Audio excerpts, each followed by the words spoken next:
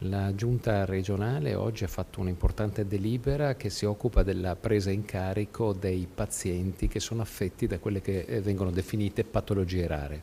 Sì, abbiamo già iniziato l'anno scorso facendo una delibera per l'organizzazione della rete delle malattie rare.